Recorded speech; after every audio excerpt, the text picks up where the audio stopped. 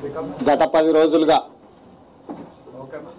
రాష్ట్రంలో ప్రభుత్వ అధికారులు కానీ ప్రజాప్రతినిధులు కానీ ప్రధానంగా మంత్రులు ముఖ్యమంత్రులు అందరూ కూడా కేరళలో వరదలు వచ్చి కొట్టుకపోతే కూడా అక్కడ ప్రభుత్వాలు చేస్తున్న హడావిడి కంటే ఎక్కువగా తెలంగాణకి ఏదో ఉపద్రవం వచ్చినట్టు ఆ ఉపద్రవంలో కేసీఆర్ కుటుంబం కొట్టుకుపోతున్నట్టు అత్యవసరంగా ఆ కుటుంబాన్ని కాపాడడానికి కొంగర కలాన్లో 25 లక్షల మందిని తమ సైన్యంగా చూపించి ఇక యుద్ధానికి మోహరిస్తున్నామన్నట్టుగా కేటీఆర్ కుటుంబ సభ్యులు కేసీఆర్ కుటుంబ సభ్యులు వ్యవహరిస్తున్నారు.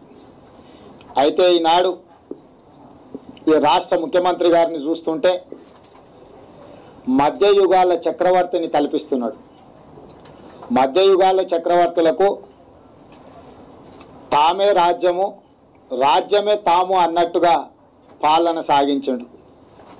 ఇవాళ ఈ నయా మధ్యయుగాల చక్రవర్తి చంద్రశేఖరరావు గారు తానే రాష్ట్రము రాష్ట్రమే తాను అని అనుకోవాలని చెప్పి తెలంగాణ ప్రజలను మభ్యపెట్టే ప్రయత్నం చేస్తుండ్రు. ఏది ఏమైనా 51 నెలల చంద్రశేఖరరావు గారి పరిపాలనలో వారు ఏమేమి ఎలుగబెట్టినరో ప్రగతి నివేదన సభ పేరు మీద 25 లక్షల మందిని పోగేసి వారు సభ నిర్వహించి నివేదికను ప్రజలకు చెప్తా అని చెప్పిండు. సరే, తన పార్టీ కార్యక్రమాలు తాను ఏమన్నా చేసుకున్నా మాకు ఎలాంటి అభ్యంతరం లేదు. ఒక రాజకీయ పార్టీగా సభలు పెట్టుకొని సమావేశాలు పెట్టుకొని తమ పార్టీ విధి విధానాలను కానీ పరిపాలనలో వాళ్ళు తీసుకున్న నిర్ణయాలను చెప్పుకోవడానికి కూడా ప్రతిపక్ష పార్టీలుగా మేము తప్పు పట్టడం లేదు. కానీ స్వయంగా పాలకుడైన ఈ రాష్ట్ర ముఖ్యమంత్రి గారు నియమ నిబంధనలు అమలు చేయడానికి గవర్నర్ గారు ప్రమాణ స్వీకారం చేసినప్పుడు చట్టాలను నియమ నిబంధనలను రాజ్యాంగాన్ని పరిరక్షించి బంధుప్రీతి లేకుండా చట్టాల ఉల్లంఘన లేకుండా పరిపాలన చేస్తా అని ప్రమాణ స్వీకారం చేసి ఈనాడు చంద్రశేఖరరావు గారే స్వయంగా చట్టాలను ఉల్లంఘిస్తున్నాడు. ఉదాహరణ, ఇక్కడ ఒక్కసారి మీరు చూస్తే ఊరుకో ట్రాక్టర్ రావాలని చెప్పిండు. ఇవాళ వాస్తవంగా చంద్రశేఖరరావు గారే రైతు. ఆ రైతు గజ్వేల్ ఫామ్ హౌస్లో పంట పండిస్తే ఎకరాకు ₹1 కోటి పండినాయని చెప్పి గతంలో మీరే రాసిండ్రు. స్వయంగా రైతైన ఈ రాష్ట్ర ముఖ్యమంత్రి చంద్రశేఖరరావు గారు ఊరుకో ట్రాక్టర్ అంటే దాదాపుగా 12,000 గ్రామ పంచాయతీలే ఉన్నాయి. చిన్న చిన్న గ్రామాలు ఇంకా ఎక్కువ కూడా ఉండొచ్చు. అంటే కనీసము 12,000 ట్రాక్టర్లను గ్రామాల నుంచి కొంగర కలాన్లో జరగబోయే టీఆర్ఎస్ సభకు జనాలను తీసుకొని రమ్మని చెప్పి వారు పిలిపివ్వడం జరిగింది. అయితే ట్రాక్టర్ జనాలను తోలడానికి ప్రజా రవాణా వాహనం కాదు. ట్రాక్టర్ అనేది వ్యవసాయ పనులకు ఉపయోగించాల్సిన యంత్రము మాత్రమే. ప్రజా రవాణా అనేది నిషేధం. రవాణా చట్టం ప్రకారం ట్రాక్టర్లలో ఎవరైనా ప్రజలు ప్రయాణిస్తే వాళ్ళకి ఏదైనా ప్రమాదం జరిగి కాలు ఇరిగినా చెయ్యి ఇరిగినా చనిపోయినా ఇన్సూరెన్స్ అనేది రాదు. రెండవది, అలా జనాలను ఎక్కించుకొని తోలిన యజమానుల మీద డ్రైవర్ల మీద కేసులు పెట్టి అరెస్టు చేయాలి. మరి రవాణా చట్టాన్ని ఉల్లంఘించి టీఆర్ఎస్ సభకు ప్రజలని తరలించండి అని పిలిపించిన చంద్రశేఖరరావు గారి మీద కేసులు పెట్టవలసిన బాధ్యత అధికారులకు ఉందా లేదా అని నేను సూటిగా ప్రశ్నిస్తున్నా. చట్టాలను అమలు చేయాల్సిన బాధ్యత కలిగిన ముఖ్యమంత్రి గారే బాధ్యతారహితంగా వ్యవసాయ ఆధారిత పనుల కోసం వినియోగించాల్సిన ట్రాక్టర్లలో టీఆర్ఎస్ సభకు జనాలను తరలిస్తున్న సందర్భంలో ఎవరికైనా ప్రమాదం జరిగితే బాధ్యత ఎవరు వహిస్తారు? అదేవిధంగా నిబంధనలు ఉల్లంఘించే ట్రాక్టర్లలో దాదాపు ఖమ్మం జిల్లా నుంచే నిన్న 2,000 ట్రాక్టర్లు తరలి వచ్చినాయని చెప్పి పత్రికలలో పెద్ద పెద్ద ఫోటోలు పడ్డాయి. ఈరోజు తుమ్మల నాగేశ్వరరావు గారు మంత్రిగా, అదేవిధంగా పువ్వాడ అజయ్ శాసనసభ్యుడిగా జెండాలు ఊపి 2000 ట్రాక్టర్లను ఖమ్మం నుంచే తరలించిందంటే తక్షణమే మంత్రి మీద ఎమ్మెల్యే మీద క్రిమినల్ కేసులు పెట్టి అరెస్టు చేయాల్సిన బాధ్యత అధికారుల మీద ఉన్నది. ఎందుకు ట్రాక్టర్లను నియమ నిబంధనలకు వ్యతిరేకంగా ప్రజల రవాణా కోసం పార్టీ కార్యక్రమాలకు వినియోగిస్తుంటే అధికారులు కళ్ళు మూసుకొని ఎందుకుంటున్నారని చెప్పి మేము అధికారులను అడగడం జరుగుతుంది. కాబట్టి ఈరోజు ట్రాక్టర్లలో తీసుకురండి అని పిలిపించిన చంద్రశేఖరరావు గారిని, ట్రాక్టర్లలో జనాలను తరలించడానికి ప్రయత్నం చేసిన తుమ్మల నాగేశ్వరరావు గారిని, పువ్వాడ అజయ్ గారి మీద అధికారులు తక్షణమే చర్యలు తీసుకోవాలి. ఒకవేళ అధికారులు చర్యలు తీసుకోకపోతే న్యాయస్థానాలైన సుమోటో కింద కేసు తీసుకొని వీళ్ళకు నోటీసులు ఇచ్చి చట్ట ప్రకారం న్యాయ ప్రకారం వీళ్ళ మీద చర్యలు తీసుకోవాల్సిందిగా న్యాయమూర్తులకు కూడా మేము విజ్ఞప్తి చేస్తున్నాం. అదేవిధంగా టోల్ గేట్కు సంబంధించి హెచ్ఎండిఏ కమిషనర్ జనార్దన్ రెడ్డి గారు ఒక స్టేట్మెంట్ ఇచ్చిండ్రు. ఆ స్టేట్మెంట్ ప్రకారం రేపు ఎంతైతే మామూలు దినాలలో వాహనాలు ప్రయాణిస్తే ఎంతైతే టోల్ కలెక్షన్ వస్తుందో టీఆర్ఎస్ వాళ్ళు లెటర్ పెట్టిండ్రు, వారికి అనుమతి ఇచ్చినాం, అంతమందం ప్రభుత్వానికి కడితే టోల్ గేట్లు మేము మొత్తం ఎత్తేస్తాం, వాళ్ళు ఇష్టారాజ్యంగా ఎక్కడికైనా తిరగొచ్చు అని చెప్పి ఒక అధికారిగా వారు పత్రికా ప్రకటన విడుదల చేసిండ్రు. నేను అడుగుతున్న జనార్దన్ రెడ్డి గారిని, ఎన్ని వాహనాలు వస్తే అంత ఛార్జీలు వసూలు చేయాలి? గంప గుత్తగా గుండు గుత్తగా కేసీఆర్ జాగీర్ లాగా ఎన్నిసార్లు ఎక్కడికి తిరిగినా ఎన్ని వాహనాలు తిరిగినా మేము కొంతనే వసూలు చేస్తామని ఆదేశాలు ఇచ్చే అధికారం మీకు ఎక్కడిది? ప్రతి వాహనానికి వాహనాలను లెక్కగట్టి వసూలు చేయాలి. ఇవాళ ప్రభుత్వం చెప్తున్నట్టుగా 25 లక్షల మందిని ఒకవేళ తరలించాలంటే 2.5 లక్షల వాహనాలు పడతాయి. ప్రభుత్వంలో ఉన్న మంత్రులు ప్రకటించినట్టు 1,00,000 వాహనాలలో ప్రజల్ని తరలిస్తున్నామని చెప్తున్నారు కడియం శ్రీహరి గారు లాంటి సీనియర్ మంత్రులు. మరి 1,00,000 వాహనాలు తరలిస్తున్నామని వాళ్ళే చెప్పినప్పుడు రోజువారీగా 20-30 వేల వాహనాలు కూడా తిరగవు ఔటర్ రింగ్ రోడ్ల. మరి టోల్ గేట్లు ఎన్ని దగ్గరలా? నల్గొండ నుంచి వస్తుంటే ఒక దగ్గర, వరంగల్ నుంచి వస్తుంటే ఇంకొక దగ్గర, మహబూబ్ నగర్ నుంచి వస్తుంటే ఇంకొక దగ్గర, ఇలా వివిధ ప్రాంతాల నుంచి వస్తుంటే జిల్లాలలో ఉన్న రోడ్ల మీద ఉండే టోల్ గేట్లే కాకుండా ఔటర్ రింగ్ రోడ్డు మీద ఉన్న టోల్ గేట్లకు కూడా ఈ 2.5 లక్షల వాహనాలకు లెక్కగట్టి ముక్కుబిండి వసూలు చేయాల్సిన ప్రభుత్వంలో ఉండే అధికారులు ఎందుకు టీఆర్ఎస్ పార్టీకి మినహాయింపునిస్తున్నారని చెప్పి నేను అడుగుతున్నా కమిషనర్ గారిని. ఇది అధికార దుర్వినియోగం కాదా? అధికారి యొక్క బాధ్యత రాహిత్యం కాదా? ప్రజల ఖజానాకు నష్టం వచ్చే విధంగా నిర్ణయాలు తీసుకునే అధికారం మీకు ఎవరు ఇచ్చిండ్రు అని చెప్పి హెచ్ఎండిఏ కమిషనర్ జనార్దన్ రెడ్డి గారిని నేను అడుగుతున్నా. కోర్టులు ఈ విషయంలో కూడా అధికారులు పాలకపక్ష పార్టీకి తొత్తులై రాజకీయ వాళ్ళ కార్యకర్తలాగా వ్యవహరిస్తూ ప్రభుత్వానికి రావాల్సిన టోల్ గేటు ద్వారా రావాల్సిన సొమ్మును మినహాయింపులిచ్చి ప్రజల యొక్క ఆదాయానికి గండి కొడుతుంటే వాళ్ళ మీద చర్యలు తీసుకోవాల్సిందిగా కాంగ్రెస్ పార్టీ డిమాండ్ చేస్తుంది. ఇక మూడవది, మేము ఎక్కడా ఎవరికి ఇబ్బంది కలిగిస్తలేం, అధికార దుర్వినియోగానికి పాల్పడతలేం. ఊరు బయట ఎక్కడో కొంగర కలాన్లో మేము సభ పెట్టుకున్నాం. అక్కడ భూములల్లా ఏ రైతుల భూములల్లా మేము సభ పెట్టుకున్నామో వాళ్ళకి పంట నష్టం వస్తే నష్టపరిహారం కూడా ఇస్తున్నాము, చెల్లిస్తున్నాము అని చెప్పి మంత్రులు చెప్పారు. ఇదంతా బాగానే ఉంది. కానీ ఈరోజు ప్రభుత్వము ఔటర్ రింగ్ రోడ్డుకు తూట్లు పొడిచి రింగ్ రోడ్డును తవ్వి రింగ్ రోడ్డు మీద నుంచి ఏదైతే బ్యారికేడ్లు కట్టి అక్కడక్కడ మధ్యలో ఎక్కడ ఎంట్రీలు లేకుండా మొత్తం పకడ్బందీగా ఏర్పాట్లు చేసిన ప్రాంతాలలో వాటన్నిటిని తొలగించి రింగ్ రోడ్డు నుంచి సర్వీస్ రోడ్లకి ఇట్లా మట్టి పోసి ఇలా రోడ్డు మీద తవ్వి రింగ్ రోడ్డు మీద గుంతలు తవ్వుతుండ్రు, రోడ్డును పాడి చేస్తుండ్రు. ప్రధానమైన రింగ్ రోడ్డు నుంచి సర్వీస్ రోడ్లకు ఇట్లా మట్టి నింపి టోటల్గా అధికార దుర్వినియోగానికి కొంగర కలాన్ సభకు వెళ్ళే దగ్గర దాదాపుగా రింగ్ రోడ్డుకు 30-35 స్థావరాలలో తూట్లు పొడిచిండ్రు. ఔటర్ రింగ్ రోడ్డుకు తూట్లు పొడిచే అధికారం ఈ రాష్ట్ర ప్రభుత్వానికి కానీ అధికారులకు కానీ టీఆర్ఎస్ పార్టీ నాయకులకు కానీ ఎవరిచ్చిందని నేను అడుగుతున్నా.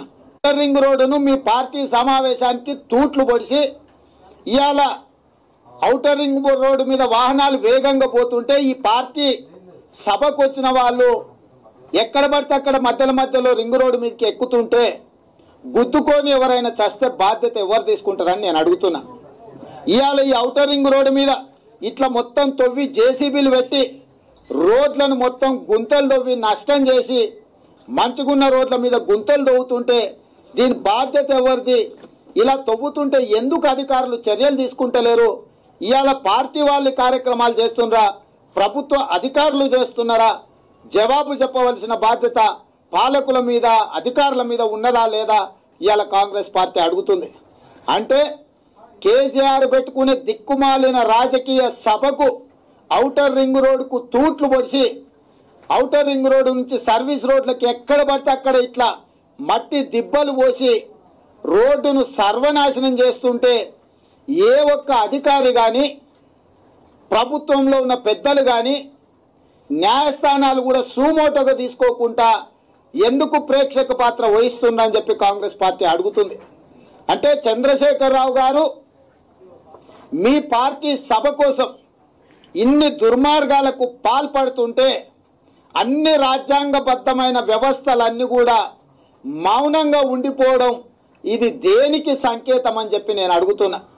ఇక ఇదే కాకుండా చంద్రశేఖరరావు గారు కోట్ల మొక్కలు నాటుతున్నాం, హరితహారం, ప్రజలకు జీవనాడి చెట్లు అని చెప్పి నిన్న మొన్న 100 కోట్ల రూపాయలతో చెట్లు నాటుతున్నాం అని చెప్పి ఎన్నో పోజులు ఇచ్చి ఫోటోలు దిగాను. ఇంట్లో నాటుతున్నాం, దొడ్లో నాటుతున్నాం, ఇంటెనక నాటుతున్నాం, ఇంటిల్లిపాదిని నాటుతున్నాం అని చెప్పి ఒక వారం రోజులు అయితే ఈయన ఆయనకు పంపించండు, ఆయన ఈయనకు పంపించండు. సినిమాలోళ్ళు, నాటకాలోళ్ళు, కృష్ణానగర్లు ఉండేటోళ్ళు, ప్రగతి భవన్లు ఉండేటోళ్ళు, ప్రైవేట్ ఇళ్ళల్లో ఉండేటోళ్ళు అందరూ కూడా దిక్కుమాలిన ఫోటోలు దిప్పి మన ముఖాన మీద కొట్టిండ్రు. బాగానే ఉంది ఈ నాటకం అంతా. సురభి నాటకాలలో ఈ కచరా గ్యాంగ్ అంతా కలిసి ఆడిన నాటకం అంతా బాగుంది, స్పందించిన వాళ్ళంతా బాగుండ్రు. కానీ 1500-1600 ఎకరాలు కొంగర కళాల్లో మీటింగులు పెడుతున్నామంటే వేల చెట్లను నరికి ఇలా కుప్పలు పోస్తున్నారు కదా, ఇది పర్యావరణ ఉల్లంఘన కాదా?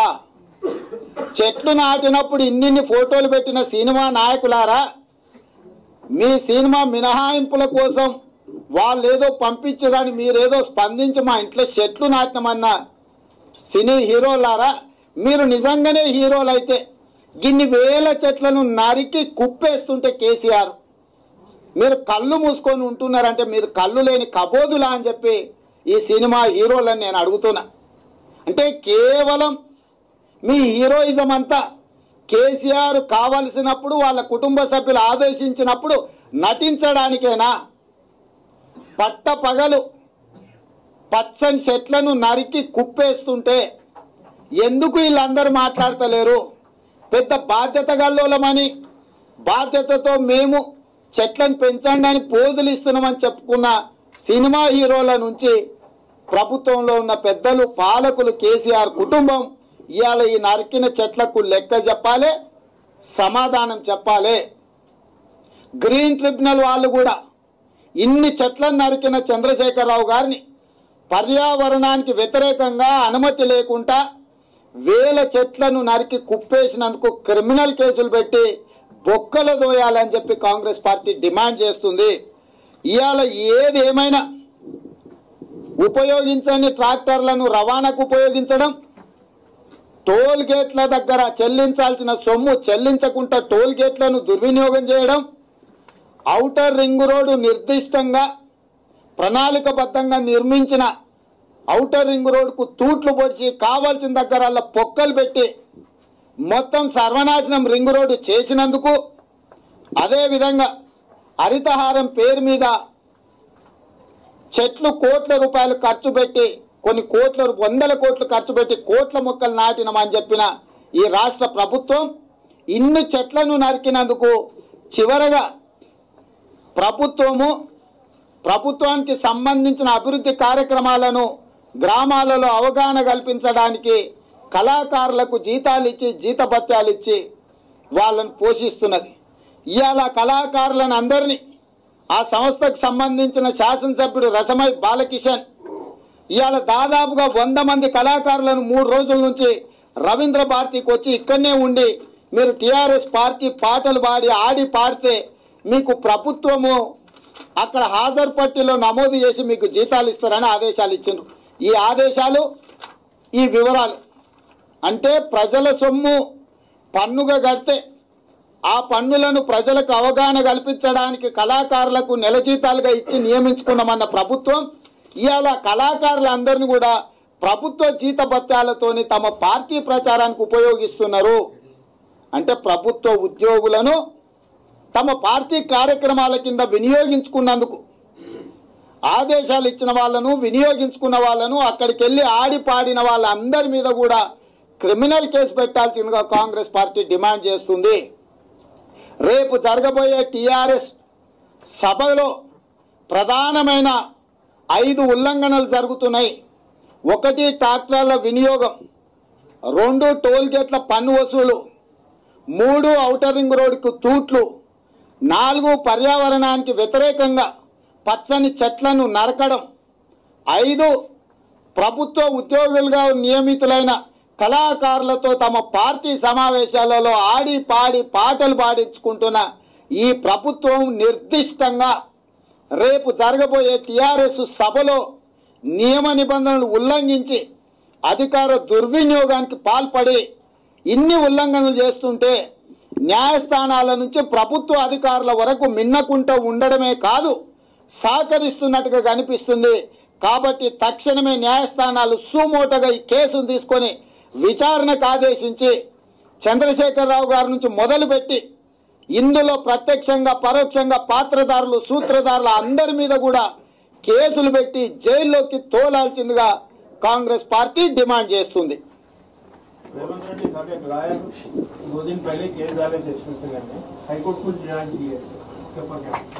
मैं वही बोल रहा हूँ, कोई बारिस्टर साहब ने कोई कोर्ट को गया होगा, कोर्ट भी इमीडिएट ले लेना इसको, मगर उसमें उन्होंने क्या क्या चीज़ा अगर कोर्ट के सामने लेके गए मुझे तो पता नहीं. आज ये 5 जो उल्लंघन है ये सबके बारे में आज सोचना पड़ेगा और कोर्ट भी इसके ऊपर कारोबार चलाना है. ट्रैक्टर इस्तेमाल नहीं करना है लोगों को लाने के लिए. दूसरा चीज आउटर रिंग रोड को तोड़ना फोड़ना काम नहीं करना है. टोल गेट के जितने भी पैसे होता है जितने गाड़ी आए तो उतने गाड़ियों के हिसाब किताब से पैसे वसूल करना है. और चौथा ये जो ग्रीन रेवोल्यूशन आ रहा है, ग्रीन रेवोल्यूशन के बारे में सुप्रीम कोर्ट जो डायरेक्शन देने के बावजूद नया नया झाड़ू हम ये कर रहा है लोगों के लिए अच्छा के लिए भला के लिए बोल रहा है, फिर लाखों में ये झाड़ू काटने से इन लोगों के ऊपर केस रखना है. और जो कलाकार है सरकार के लिए जो काम करना है उन लोगों को ये पॉलिटिकल पार्टी एक्टिविटी में इस्तेमाल कर रहा है. ये 5 उल्लंघन के बारे में अभी कोर्ट सुमोटो केस लेना है, इसके बारे में कारोबार चलाना है. नहीं तो एडवोकेट कमीशन को तो भी अपॉइंट करके इसमें और क्या क्या चीज़ा इधर उधर हो गया हमको तो पता नहीं. स्कूलों को डरा रहे, पैसे वसूल कर रहे, बच्चों को जो फैक्ट्री बिजनेस करने वाले को आज मैं 2-4 फेसबुक में देखा, यूट्यूब में लगा रहे, टीआरएस कार्यकर्ता उन लोगों को धमका के पैसा हमारा मीटिंग है पैसे दो बोल के वसूल कर रहा है. स्कूल बसों को फोन करके तुम संडे के दिन स्कूल नहीं है ना पूरे बसा हमको दो बोल के स्कूल वाले को डरा रहे.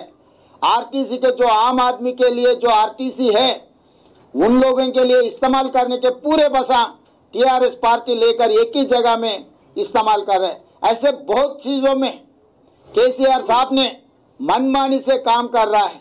तो इसके बारे में कारोबार चलाना है, कार्रवाई चला के इसको पनिशमेंट देना है.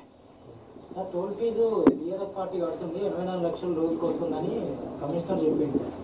చెట్లు కూడా వేరే దగ్గర నాటుతున్నామని అంటున్నారు. నేనేమంటున్నా అంటే చెట్లు ఎండిపోయినాయి కుప్పలేసారు, వేరే దగ్గర నాటుతున్నామని నాటకాలు ఎందుకు? ఏడ నాటినో లెక్క చూపించామని, కొట్టినాయని నాటినాయని అడ్వకేట్ కమిషన్ వేసి చూపించామని.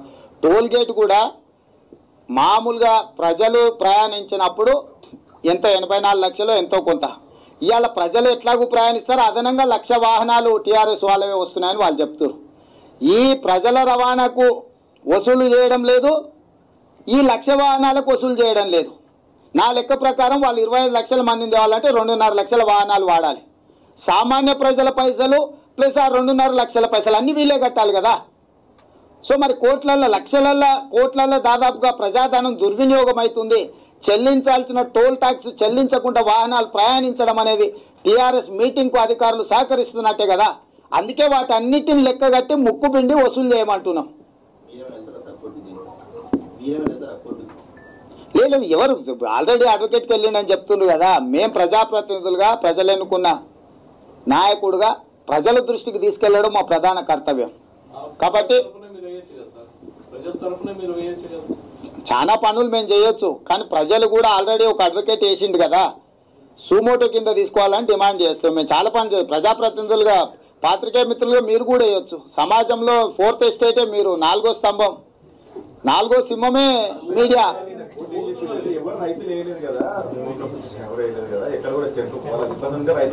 అంటే రైతు వేయకపోతే తప్పు కాదా?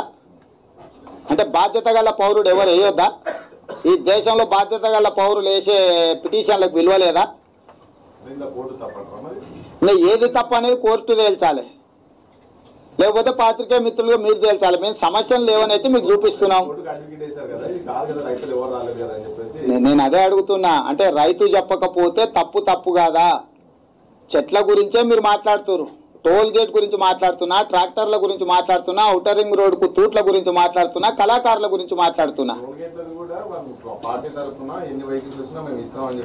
ఎన్ని వెహికల్స్ కాదు, మీరు కమిషనర్ గారు ఇచ్చిన ఆదేశాలను మీరు చదవనట్టున్నారు. మామూలుగా సరాసరిగా రోజుకు మాకు ఎంత వస్తుందో అంత అమౌంట్ వాళ్ళకి కడతామన్నారు, అనుమతి ఇచ్చినాం, ఇంకా వసూలు చేయమంటారు. అదనంగా 2.5 లక్షల వాహనాలు వచ్చినప్పుడు ప్రజల వాహనాలే ప్రజలు ఎట్లా కట్టాల్సిందే, వాళ్ళు కట్టకపోతే మీరు కడుతున్నారు. మరి మీ వాహనాలకి ఎవరు కడతారని అడుగుతున్నా నేను. ఈ 2.5 లక్షల వాహనాలు మీటింగ్ కోసం ప్రత్యేకంగా వస్తున్న వాహనాలు, నువ్వో నేను వెళ్ళే వాహనాల లెక్క అందులో ఉండదు కదా.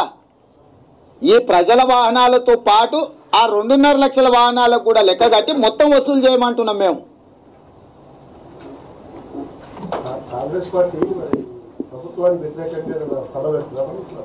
ఇప్పుడు చాలా విషయాలు పిసిసి అధ్యక్షుల వారు మీకు చెప్పిండ్రు. పార్టీ కార్యాచరణ అధ్యక్షుడు తప్పకుండా మీకు వివరిస్తాడు.